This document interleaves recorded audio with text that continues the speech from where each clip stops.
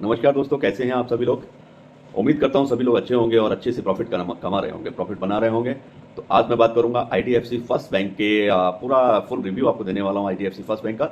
साथ के साथ प्राइस टारगेट पर भी मैं बात करूंगा और कुछ रिस्क फैक्टर, एक दो रिस्क फैक्टर पर भी मैं बात करूंगा। जैसे कि आप जानते हैं कि भारत का जो बैंकिंग सेक्टर है उसमें आईडीएफसी फर्स्ट बैंक ने काफ़ी मजबूती के साथ अपना बिजनेस की ग्रोथ को बढ़ाते हुए ये बैंक दिखाई दे रहा है। और कंपनी अपने बिजनेस की ग्रोथ बढ़ाने के लिए आईडीएफसी फर्स्ट बैंक बेसिकली जैसे जो इनके काम हैं, जो उस पर अगर आप फोकस या थोड़ा ध्यान देंगे तो आईडीएफसी फर्स्ट बैंक करता है डिजिटल कैश का जो मैनेजमेंट सॉल्यूशन है उस पर ये लोग काम करते हैं। ट्रेड फॉरेक्स में काम करते हैं, वेल्थ मैनेजमेंट में काम करता है ये बैंक। फास्ट ट्रैक जो आजकल आप गाड़ियों में देखते हैं तो उसमें भी ये काम करता है, और टोल में और भी एक्वायरिंग जो सॉल्यूशंस हैं बिजनेस के वो भी ये बैंक प्रोवाइड करता है। साथ के साथ क्रेडिट कार्ड की भी सेगमेंट में ये बैंक बढ़त बनाए हुए है और काफ़ी फोकस्ड लगता है। तो इन्हीं सब बातों के लिए ये वीडियो मैंने बड़ी काफ़ी दिनों के वेट के बाद में इस वीडियो पर काम हुआ है। तो आपसे उम्मीद करता हूं कि चैनल को सब्सक्राइब कर लीजिए और लाइक कर लीजिए, बेल आइकन के बटन को प्रेस कर लीजिए। तो मैं इस पर और भी ज़्यादा डिटेलिंग में इस बैंक के बारे में बताने वाला हूं। और ये बैंक एक ऐसा बैंक है प्राइवेट सेक्टर का कि आप इसमें देखेंगे तो इसको कुछ लोग पैनी स्टॉक के रूप में भी ले रहे हैं, और आने वाले समय में ये मल्टी बैगर रिटर्न देने वाला स्टॉक भी साबित हो सकता है। तो इस बैंक पर सभी लोगों को नज़र बनाए रखना चाहिए, और इन्वेस्टमेंट के लिहाज से भी आप देखेंगे कि ये बैंक किस तरीके से आप लोगों के लिए अच्छा है। और आईडीएफसी फर्स्ट बैंक आने वाले टाइम में अपने बिजनेस की ग्रोथ बढ़ाने के लिए क्या कर रहा है, किस तरह के इसके प्रोग्राम हैं, आगे क्या प्लानिंग है और किस किस सेगमेंट में ये बैंक फोकस कर रहा है, इन सब बातों पर मैं आपको बताने वाला हूं। और जहां तक बात ग्रोथ की है तो बैंक में अच्छी खासी ग्रोथ देखने को मिल रही है, और इनका जो मैनेजमेंट है वो अपना फोकस ग्रोथ वाले बिजनेस सेगमेंट के ऊपर ही ये लोग टोटली फोकस्ड है। ये आईडीएफसी फर्स्ट बैंक की मैं बात कर रहा हूँ, और ये एक ऐसा बैंक है जिसमें आप अगर इन्वेस्टमेंट के लिहाज से देख रहे हैं कि किसी बैंक में आप इन्वेस्ट करना चाहते हैं तो ये एक ऐसा स्टॉक है जिसमें आने वाले समय में आपको बहुत अच्छा फायदा होने वाला है। और जहां तक पहला जो प्राइस टारगेट की मैं बात करूंगा 2023 की, तो 2023 में अभी का आप देखेंगे तो अभी जो चल रहा है, लेकिन 2023 में ये करीब करीब 75 से 80 रुपए के आसपास आपको ट्रेड करता हुआ दिखेगा। 2023 अभी स्टार्ट हुआ है, तो आने वाले टाइम में मतलब इसी साल में आपको एक अच्छा प्रॉफिट बना के ये बैंक दे सकता है। मैं बात करूंगा 2024 की बात करने वाला हूं। किसी भी बैंक को अपने बिजनेस को तेजी से ग्रो करने के लिए उसकी जो एक स्पेशल रिपोर्ट होती है, कासा रिपोर्ट, कासा रेशो का जो रिपोर्ट है उसमें ग्रोथ होना जरूरी होता है। और जिस तरीके से आईडीएफसी फर्स्ट बैंक के पिछले साल के टर्नओवर या उनके कासा बुक रेशो बुक पर आप नजर डालेंगे तो उसमें बहुत अच्छी ग्रोथ है, उसमें बढ़त है, और जिसकी वजह से कंपनी के लोन बुक में भी अच्छी बढ़ोतरी हो रही है। जिस तरीके का ये लोन बांटते हैं, और साथ के साथ जब लोन इनका अच्छा चल रहा है तो इनको ब्याज से, इंटरेस्ट से भी इस बैंक को बहुत फायदा मिल रहा है।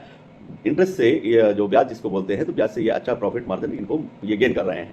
और बैंक लगातार अपने कासा रेशो को बढ़ाने के लिए कस्टमर के साथ जुड़ने का प्रयास भी कर रहे हैं। ये बहुत ज़्यादा कॉलिंग और इस तरह की चीज़ें भी करते हैं, जिससे रेगुलर नए क्लाइंट्स को जोड़ने में ये लोग कामयाब होते हुए भी नजर आ रहे हैं। और नए क्लाइंट्स के लिए बड़े ही अच्छे नए नए ऑफर्स, और जिससे कस्टमर इनकी तरफ इंटरेस्ट लेते हैं, तो इस तरह के ऑफर्स पे भी ये काम करते हैं। और साथ के साथ क्रेडिट पॉलिसी इनकी बहुत अच्छी है, तो उसके भी चलते इनके क्लाइंट्स बढ़ते जा रहे हैं। और इसी तरीके से अगर ये बैंक और अच्छी ग्रोथ करता रहा तो अच्छी ग्रोथ आपको देखने को इस बैंक में मिलेगी। और जिस तरीके से बैंक के कासा में बढ़त होती जाएगी, उसी के हिसाब से आईडीएफसी फर्स्ट बैंक का जो शेयर प्राइस टारगेट 2024 का जो रहने वाला है वो आपको 100 रुपये आपको दिखाई देगा। 100 रुपये पे ही ट्रेड करेगा 2024 में। ये एक अच्छा फ्यूचर का पैनी स्टॉक है। ये अभी आप इसको देखेंगे तो इसमें आप इन्वेस्टमेंट की संभावना आपको मिल जाएगी।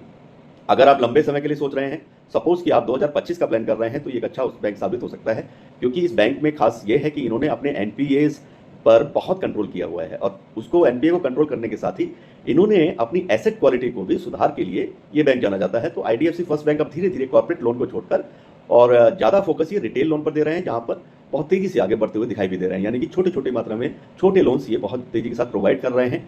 और जैसे रिटेल लोन में जो एनपीए होता है उसकी संभावना बहुत ही कम रहती है, जहाँ पर बैंक बहुत सारे कस्टमर्स को छोटी मात्रा में लोन देते हैं, तो उसकी वजह से एनपीए बढ़ने की संभावना जो रहती है कम नजर आती है।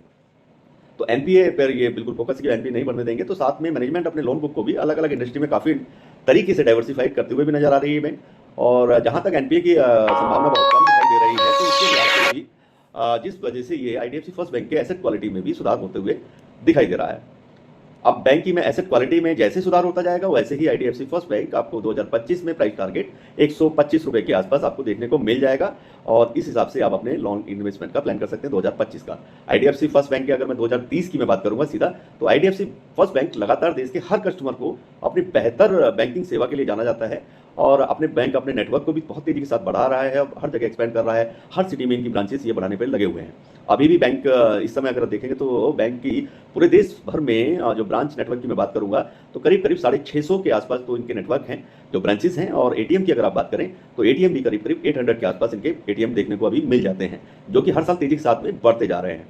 और आईडीएफसी बैंक ज़्यादा से ज़्यादा कस्टमर के साथ जुड़ने के लिए भी अब ये जो रूरल एरिया होते हैं, ग्रामीण क्षेत्र हैं, उधर की तरफ भी अपनी ब्रांच नेटवर्क को तेजी के साथ बढ़ाने पर काम कर रहा है। मैनेजमेंट बहुत ही अच्छी तरीके से ग्रामीण क्षेत्र के जो कस्टमर हैं उनको जोड़ने का काम कर रहा है, जो अभी एक अच्छी बैंकिंग सेवा से दूर हैं, विलेजेस हैं, दूर के गांव हैं, देहात है, तो उसका फायदा भी बैंक को ही मिलने वाला है। और बैंक को मिलेगा तो इसके इन्वेस्टर्स को भी फायदा मिलने वाला जरूर है। तो बैंक के नेटवर्क जैसे ही आगे बढ़ता जाएगा, और तो उस हिसाब से अगर आप देखेंगे तो 2030 में अगर प्राइस टारगेट आप सोच रहे होंगे तो ये आपको 300 रुपए के आसपास 2030 में 300 साढ़े 300 रुपए तक भी ट्रेड करता हुआ नजर आएगा। और इसका बैंक का जो इनका मैनेजमेंट है वो बहुत अच्छे हिसाब से और बहुत ही प्लानिंग के साथ में ये काम कर रहे हैं। अगर और भी लंबा अगर आप सोचते हैं कि आप 2030 से भी ज़्यादा आगे की प्लानिंग लेना चाहते हैं, तो इतना लंबा मैं तो अभी नहीं कुछ बताने के मूड में हूँ, फिर भी अगर आप चाहें तो सीधा हम बात करेंगे 2000 जैसे 40 की अगर बात करेंगे तो 40 में ये आपको करीब करीब 1700-1800 रुपये पर ट्रेड करता हुआ नजर आएगा, जो कि एक अच्छा इन्वेस्टमेंट साबित हो सकता है। आने वाले समय में आप लोगों को बहुत अच्छा ये मल्टी बैगिंग रिटर्न देगा।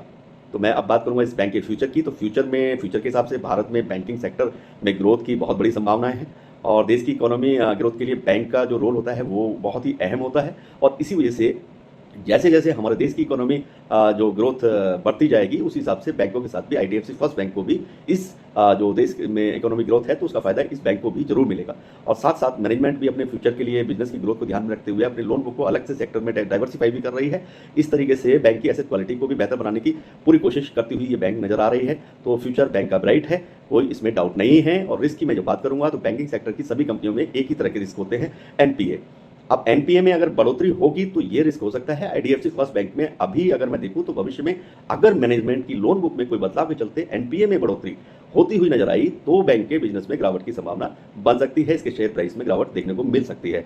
अदरवाइज दूसरे रिस्क की मैं बात करूंगा तो बैंकिंग सेक्टर में सिंपली धीरे धीरे प्राइवेट सेक्टर की बैंक हो या पब्लिक सेक्टर की बैंक हो, तो बैंक धीरे धीरे नए कस्टमर को जोड़ने के लिए अपने कस्टमर को बहुत सारे बैंकिंग की सुविधा प्रदान करता है, जिसकी वजह से भविष्य में आईडीएफसी फर्स्ट बैंक को अपने शेयर मार्केट शेयर बढ़ाने के लिए थोड़ा बहुत मुश्किल का सामना करना पड़ सकता है। मीन टू से कि कंपटीशन बैंकिंग का जो प्राइवेट बैंकिंग का कंपटीशन है वो उसके चलते कुछ थोड़ा बहुत रिस्क बनता है। लेकिन इसमें कोई शक नहीं है कि इस बैंक का आईडीएफसी फर्स्ट बैंक में बैंकिंग ग्रोथ होनी पक्का है, और इसमें कोई डाउट नहीं है। आईडीएफसी फर्स्ट बैंक जिस तरीके से लगातार अपने बिजनेस को बढ़ाने के लिए नई रणनीति के तहत मैनेजमेंट भी इसका काम करता हुआ नजर आ रहा है, उसके हिसाब से फायदा कंपनी को, बैंक को जरूर मिलने वाला है, साथ के साथ उसके इन्वेस्टर को भी मिलने वाला है।